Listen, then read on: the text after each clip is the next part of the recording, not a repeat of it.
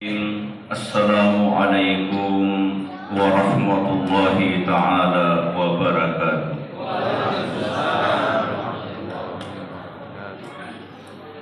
Alhamdulillahilladzi hadana lihadza wa ma kunna linahtadiya laula an hadana Allah.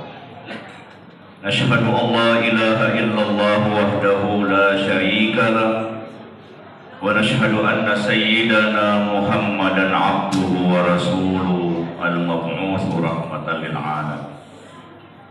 Allahumma salli wa sallim wa zid wa barik ala sayyidina Muhammadin salatan tansharihu biha as-sudur wa tahunu biha al-umur wa tankashifu biha as-sudur wa ala alihi wa sahbihi wa sallam. Yang terhormat Bapak Anggota Legislatif Kabupaten Polewali Mandar, yang terhormat Bapak Kepala Pemerintahan Kecamatan Campalagian, yang terhormat Bapak Kepala Pemerintahan Kelurahan Papang, yang terkhusus Kepala Bita Sahibul Haja atau Al-Mudib atau Sahibul Madiyafah, tuan rumah ya, Imam Masjid Nurul Ihsan bersama dengan seluruh perangkat yang memfasilitasi kita sehingga bisa beribadah dengan nyaman ya, di tempat yang mulia ini. Dan tidak ketinggalan ya, semua hadirin dan hadirat, apapun status sosialnya, apapun jabatannya, apapun profesinya, kita semua di tempat yang mulia ini lebur di dalam satu status. Kita semua di tempat ini hari ini, detik ini adalah tamu-tamu Allah dan tamu-tamu Rasulullah SAW. Saya ulangi lagi, salam takrim saya, Assalamualaikum warahmatullahi ta'ala wabarakatuh.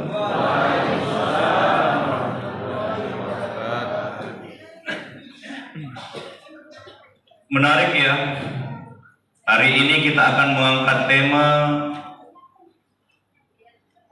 meniru akhlak baginda Nabi Muhammad SAW sebagai jalan untuk menuju cinta ilahi. Dalam satu riwayat, sahabat baginda Rasul, ya, si Paupawi pura Masambayang, atau lagi menunggu Nabi keluar. Ya, kalau kita lihat sekarang makamnya Rasulullah itu dulu adalah rumahnya Rasulullah, rumah salah satu istrinya yang Madi'o Pangulutta Ummina Sayyidah Aisyah. Jadi rumah-rumah istri Nabi ada beberapa berdekat-dekatan. Jadi sahabat duduk-duduk di beranda masjid, tiba-tiba biasa kita kumpul-kumpul sama saudara si Paupawi tahu. Tapi perbedaannya ya sahabat anak tahu muat sirumurungi dia kumpul itu bermakna zikir. Mungkin ada pembicaraan dunia, tapi pembicaraan dunia itu yang bernilai juga ibadah dan bernilai zikir, bukan bernilai kesombongan atau mengangkat diri. Nah ini sehingga maparakai. Jadi indah itu salah lino, tapi lino dipajari tanggalan dibuang, bukan dijari tanggalan untuk mengangkat kebanggaan diri. Nah itu yang salah.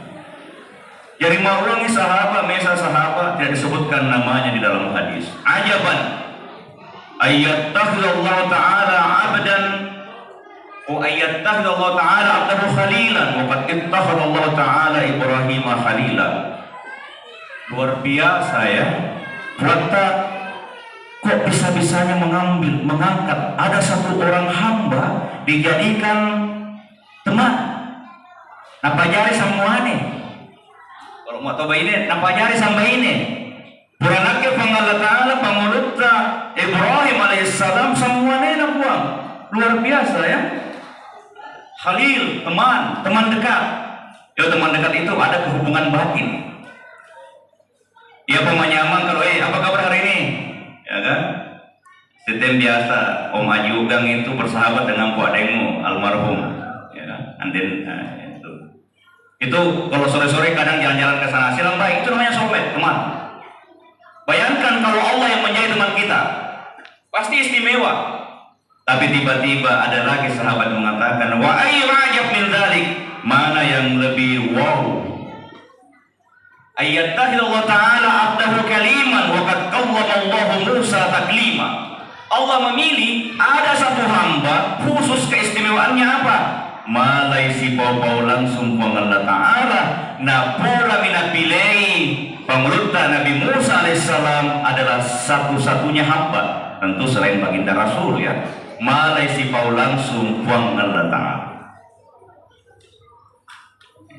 Jadi Nabi Musa itu berbicara dengan Allah itu di atas gunung Tursina, ada di Mesir. Kalau kita mendaki, saya pernah mendaki jam 12 malam, tiba di puncak jam 5 subuh, 5 jam mendaki ke atas. Nabi Musa, kalau dibayangin ini anas tunara, saya lihat saya mau pergi ambil api di atas gunung itu. Mungkin di atas nanti ada kabar bagaimana jalan kembali ke kota Memphis, kota Mesir untuk ketemu Fir'aun, atau mungkin saya bisa ambil manfaat di atas. Sampai di atas berkata, ya Musa, ikhla'na alaik, buka sandalmu, fa innaka bil wadil muqaddas tuwa. Kamu sekarang berada di lembah yang mulia. Musa melihat, kenapa ada bicara ini? Itu api. Ada pohon hijau, semakin tinggi apinya, semakin hijau pohonnya. Allah Ta'ala bertajalli di dalam bentuk api yang membakar pohon yang hijau, semakin dibakar semakin hijau, tidak hitam dan tidak hangus. Karena Allah itu bisa bertajalli dalam bentuk apapun.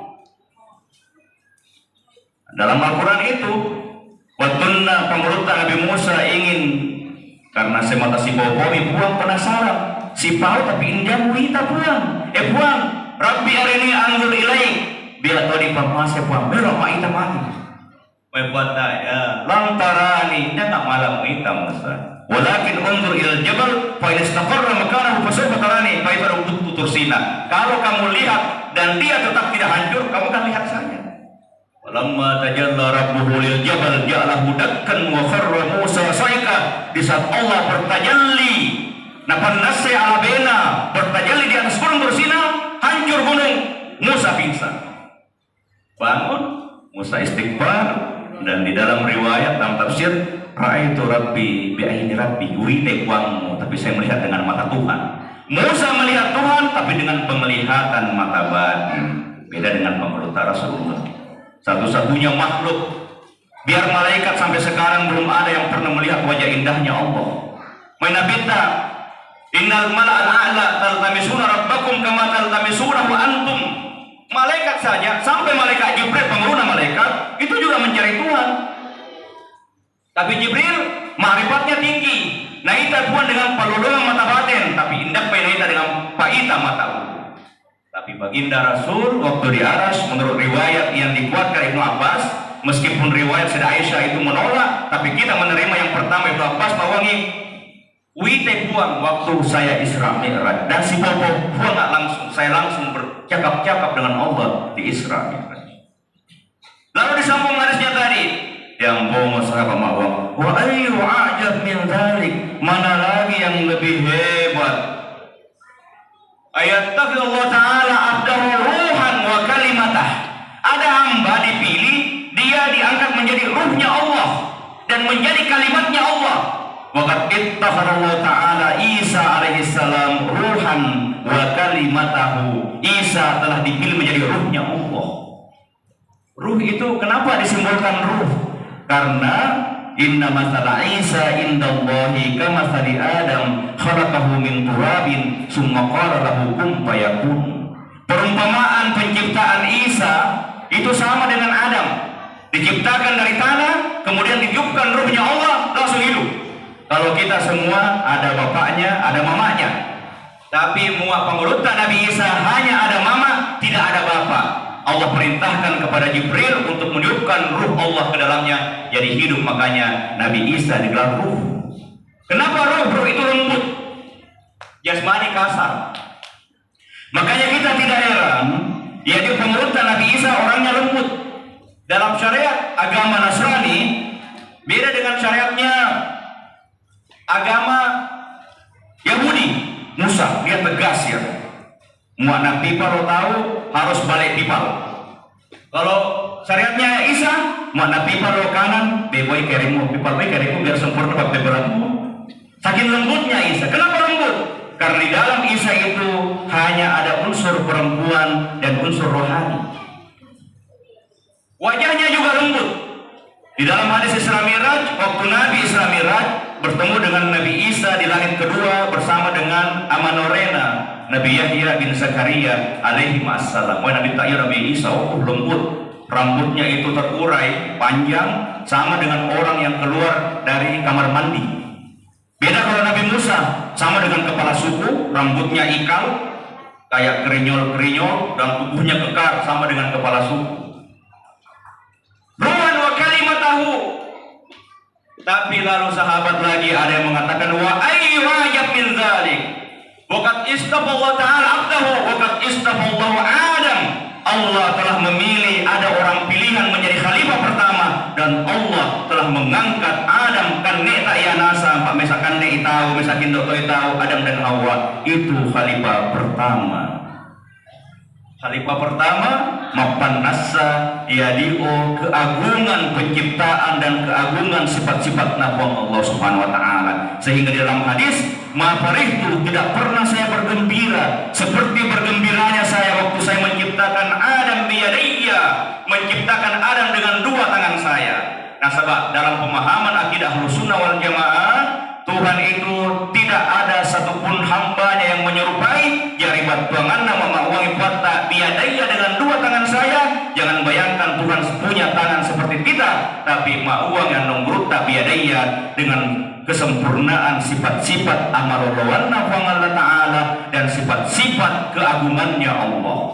Kalau diciptakan dengan dua sifat, keindahan dan keagungan, makanya dalam diri manusia itu terpatri dua sifat. Dalam diri kita dia yang sifat-sifat amal doang, tapi dalam diri kita juga di situ kadang ada sifat-sifat kebesaran, kadang itu macai, kadang balas dendam, kadang menindas. Ya, meskipun ma'wangi buata, jangan coba-coba mau ambil karena itu adalah selendang dan sarung saya. Paman nasa'ani min huma al-kibriya ridai wal azama izari. Kesombongan itu adalah selendangku. Mai puan dalam hadis qudsi. Iya di agama muangga iheba ala bemu karena status sosial terusak buang atau bisa jadi penderita tapi mau penderita indah nanya puana nasangan labena macana itu hati-hati juga jangan sampai bawa penderita tahu kita tidak salah kita bisa salah tidak jaminan. Kadang ada penderita menganggap dirinya yang paling hebat paling pintar, itu juga adalah orang yang melucuti Allah dari selendangnya. Membuat paman nasa ini minuma. Kalau ada orang yang melucuti saya dari dua, salah satunya itu saya adalah musuhnya. Kalau saya musuhnya, orang itu pasti hancur. Hancurnya bagaimana? Di dunia orang akan menjauh dari kita. Di depan mungkin takut, di pondok tak mencari takar emosi. Di akhirat tak bila bebek namanya baru-baru malaikat. Hadirin dan hadirat ahbab Rasulullah. Lalu baginda Rasul keluar bawangi berang itu enak bapamu yang asas sahabat sah tenang Ibrahim temannya Allah, Musa hamba yang malas bau-bau langsung Allah Ta'ala, Isa ruhnya Allah, Adam alaihissalam pilihan Allah. Tapi Yahudi harus mubahat dulu lagi. Ana Habibullah, saya kekasihnya Allah. Wala fahar. Wa ana sayyidu waladi ibni Adam wala fahar. Yau penguruna inggan nana anak pun Adam dan tidak ada kesombongan di situ. Ini hanya menyampaikan hakikat saja. Waliwaul hamdi biyadayya yaumul qiyamah, pada hari kiamat nanti itu ada bendera. Kalau negara kan ada bendera kan? Bendera ini simbol kerajaan berdiri. Tapi kerajaannya baginda Muhammad di hari kemudian alhamdulillah. Biasa kalau pura atau pada sanji apa dibaca pacapuan apa doangan? Apa kita baca? Dakwahum fiha salam wa akhiru dakwahum anil hamdulillahi rabbil alamin. Itu doa-doa orang surga itu. Akhir daripada perkataan orang surga, Alhamdulillah, alhamdulillah, salamat, salamat, salamat, salamat. Liwaul hamdi batuanganna, benderana atau salamat kalau diboe, itu sayang pegang batuanganna. Tidak ada yang bisa masuk surga, tidak ada yang mendapatkan bak penyamang dari Adam sampai akhir zaman, kecuali semuanya harus lewat ACC diri saya. Berarti ini pangulu, iya. Dari sini mepakuri nabita bahwasanya makam mahabbah, makam dicintai Allah itu adalah makam yang sangat tinggi. Ini sesuai dengan tema kita hari ini. Kenapa baginda Rasul sangat dicintai Allah? Pertama, kalau kita dicintai pasti istimewa. Nah, sabab pengurutah Rasulullah dicintai Allah, bukan lagi sangka si pau, nah itu pulang, si pau langsung nih. Si paunya lagi di salah satu makhluk Allah yang paling besar dan paling mulia, yaitu Arash. Kalau makhluk-makhluk yang lain dia masih dilino di bawah tahun, tapi ini baginda Rasul sudah melintasi 7 petara langit. Dari langit dunia ke langit 1, 500 tahun kilat. Sampai langit ke-7 berarti 3.500 tahun perjalanan. Itu pun saking cepatnya pesawat supersonik. Kalau itu hancur itu. Tapi Nabi kenapa? Karena sayangi pulang. Karena dicintanya Allah, bukan lagi ruhnya, bukan hanya sekedar ruh Allah Nabi Muhammad, tapi ruhnya alam semesta ini. Sebab mengapai dia ngitau dia Allah dia ada alam semesta ini. Sahabat barakah apa menurut Rasulullah. Maka dalam hadis riwayat Tirmidzi, laulahu ya Adam lama khalaqtuk, tenda tania ada karena baginda Rasul, kamu tidak ada itu. Banyak hadis-hadis tentang keistimewaan awal mulanya itu Nur Muhammad, sehingga kita semua menjadi ada. Dan inilah makna wa ma arsalnaka illa rahmatan lil alamin. Tiadalah kami utus kamu. Kalau makna syariatnya diutus di alam syahadah malah heran, tapi makna hakikatnya adalah Nur Muhammad diciptakan dari tidak ada menjadi ada, kecuali itu menjadi rahmat. Sebab rahmatna dia mau sewa-sewa, sebab rahmatna enaknya pui sewa-sewa, termasuk manusia, jin dan malaikat bisa mengenal Allah Subhanahu wa taala. Ini rahmat yang paling besar. Mohon maaf saya minum sedikit ya.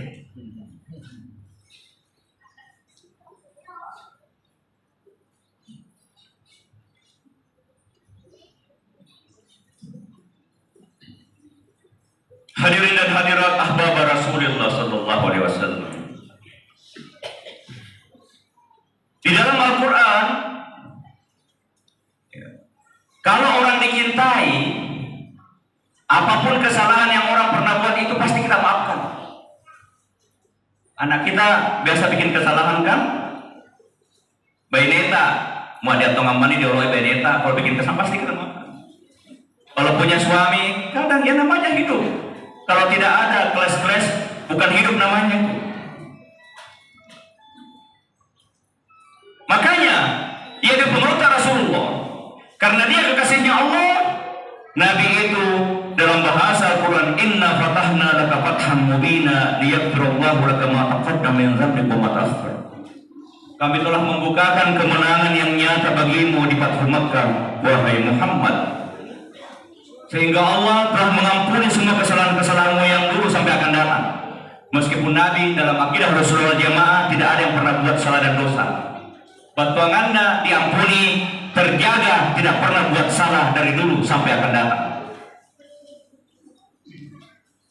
Yang kedua, ia diomwa'i Allah Ta'ala, kita akan diangkat menjadi maqam muqarrabin. Coba lihat kalau ada orang jatuh cinta,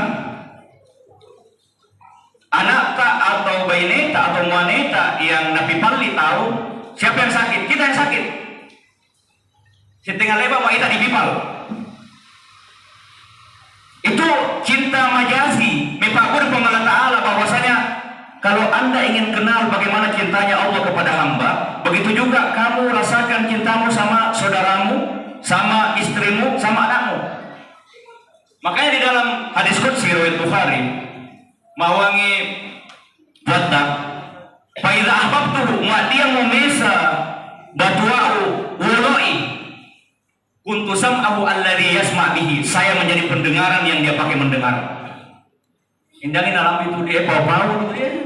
Indangin malah dipaham, karena ini bahasa kalbu.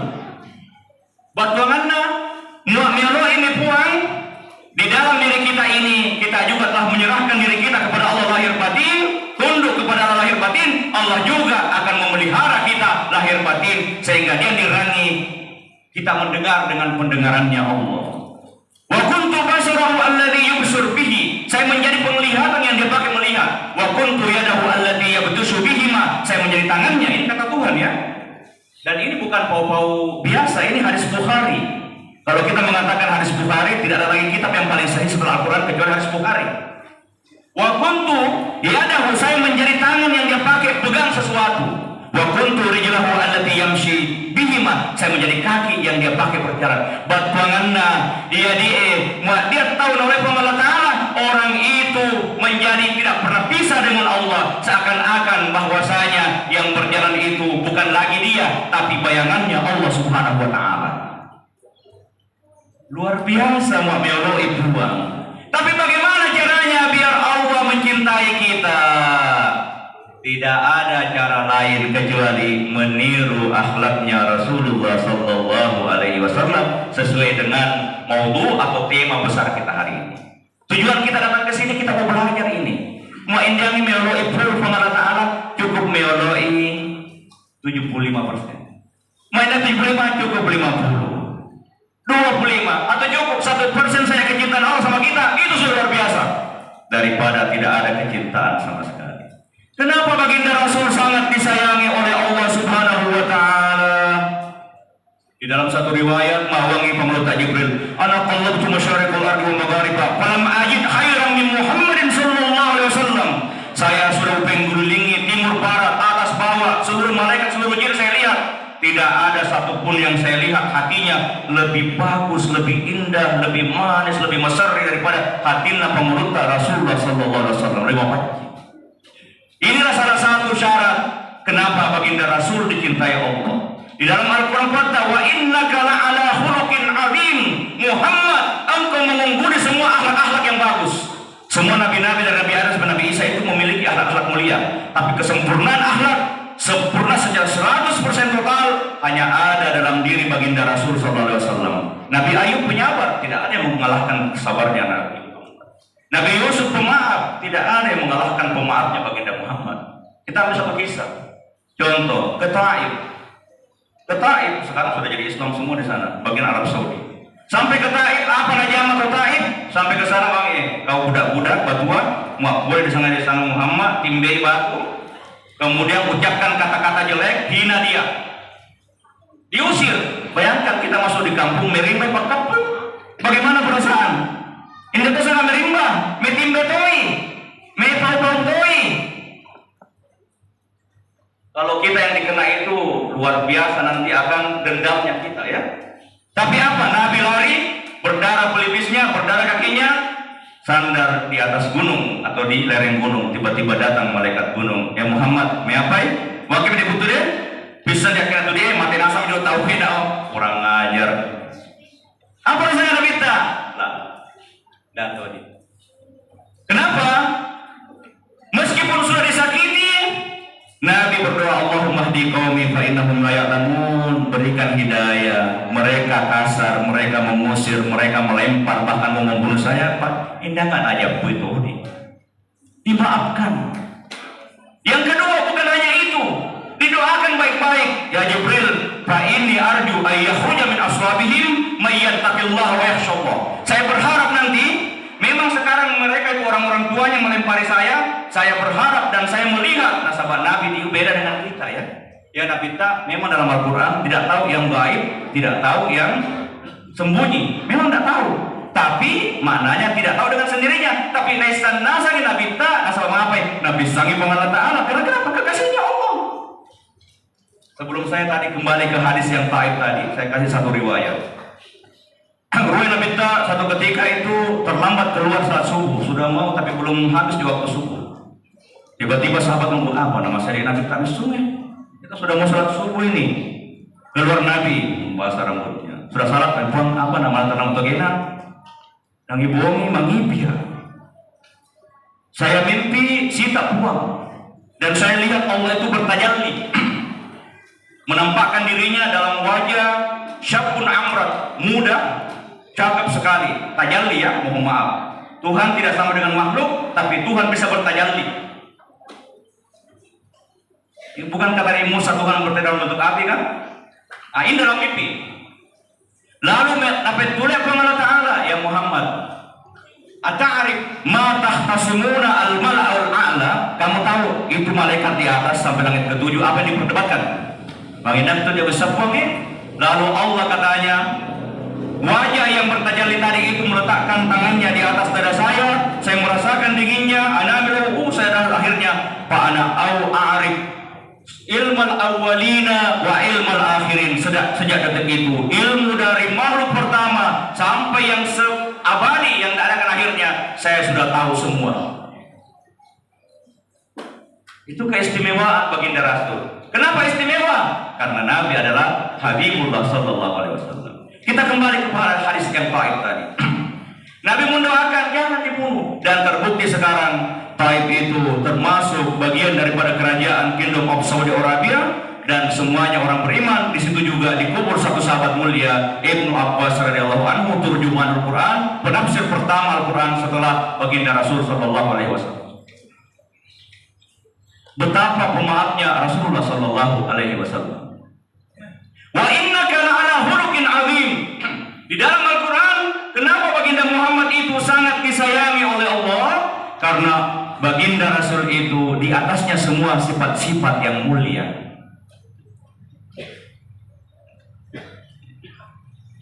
Kita sedikit ya di sini kalau kita sifat jangan hanya berpikir bahwa yang maksud dengan sifat mulia ini hanya hubungan baginda Rasul sama manusia saja. Jadi mau itu masih sifat karakter. Jadi karakter Nabi itu di kota, lalu di luarena, lalu di keluargana, lalu di olo-olo, bahkan di alam semesta. Nah, kadang kalau kita salah paham makna di sini karakter berarti Nabi itu pemaaf, Nabi itu penyayang, Nabi itu penyabar. Itu kan hubungan dengan, kalau itu tidak ada lagi. Mau lambi kiamat dicerita ya tidak akan bisa habis kalau baginda Rasulnya kita ceritakan akhlaknya. Tapi bagaimana, kenapa Allah? Apa yang membuat baginda Rasul itu topak dan mau alabe dibuang, tomembali mau dibuang? Dalam artian ia bagi pemurta Rasulullah, kenapa dicinta sama Allah? Karena hakikat cinta nasangan nurta Imam Al-Qurashi al-mahabbah an tu'tiya kulla kaliman ahbabta. Yang dimaksud jatuh cinta itu engkau menyerahkan dirimu dan yang semua yang engkau miliki kepada siapa yang kau cintai. Jadi pemurta Rasul tidak pernah sudah mengatakan yau temawang karena buang.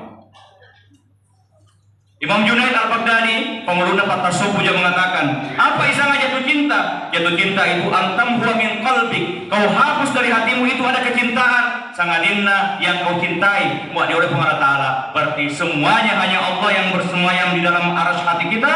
Dan juga kalau kita mencintai sesemua yang lain, istri kita, anak kita, harta-harta kita cinta karena dasarnya cinta sama Allah Subhanahu wa Ta'ala. Jadi tidak salah juga kita cinta harta kita, karena itu amanah. Tapi bagaimana caranya harta kita itu bisa betul-betul menjadi amanah dan menjadi ridhanya Allah? Harta ini kita pakai untuk menghidupi keluarga sehingga kita tidak minta-minta, dan harta ini tidak dibanggakan. Harta ini juga kita mengeluarkannya untuk membantu menegakkan kalimat Allah SWT. Nah, di sini ada Pak Dewan. Kita tidak salah juga mencintai jabatan kita, tapi jabatannya bukan mengajar, Pak Dewan bukan mengajar ya. Jadi maknanya bagaimana? Saya jabatan ini tujuannya adalah untuk bagaimana maslahat umat, dan itu bernilai ibadah di sisi Allah Subhanahu wa Ta'ala. Itu namanya mencintai jabatan karena Allah Subhanahu wa Ta'ala, mencintai kekayaan karena Allah Subhanahu wa Ta'ala. Jadi Nabi tak mau berkata wa innaka la'ala khuluqin azim, karena baginda Rasulullah SAW saking cintanya sama Allah, indah mau dia untuk kepentingan dirinya, ia nasanna lahir batin inna salati wa nusuki wa mahyaya wa mamati lirabbil alamin. Ini pokok Nabi Ibrahim juga diwarisi Nabi kita, sambayangmu hingga nana ibadahu hingga nana tuwa mateu, semuanya hanya untuk Allah Subhanahu wa Ta'ala. Itulah yang dimaksud dengan jatuh cinta kepada Allah Subhanahu wa Ta'ala. Sehingga ruwaina coba Nabi kita Allah Ta'ala. Cobaan pertama, wa'tiya Rasulullah khazainal ardi min masyariq wa magharib. Semua perbendaharaan harta timur barat diberikan ke Nabi. Saya tidak usah kasih saya. Bahkan satu ketika malaikat Jibril mendatangkan harta sebesar gunung. Dia di Nabi tidak ada, habis dibagi-bagi. Kalau kita ada satu cincin, ini mau diambil deh, yang penting ada. Atau mungkin ada saja nanti satu rumah saja.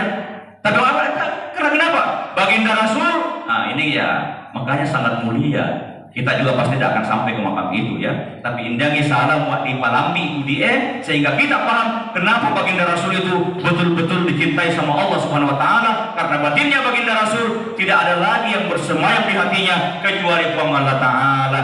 Tidak tergiur lagi dengan segala kekayaan yang ada di dunia. Jabatan yang dipegang adalah amanah, harta yang diberikan habis diinfakkan, dan semuanya untuk Allah Subhanahu wa taala. Isra Mi'raj, Allah memperlihatkan malakut kerajaan langit yang sangat indah, masuk ke dalam surga semuanya, bahkan orang-orang yang sudah masuk surga, Nabi sudah lihat semua siapa masuk surga.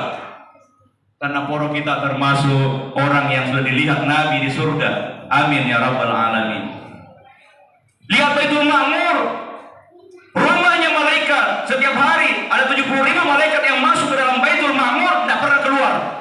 Indah sekali Baitul Ma'mur. Ke Aras, Lauh Mahfuz, Kalam, dilihat Nabi.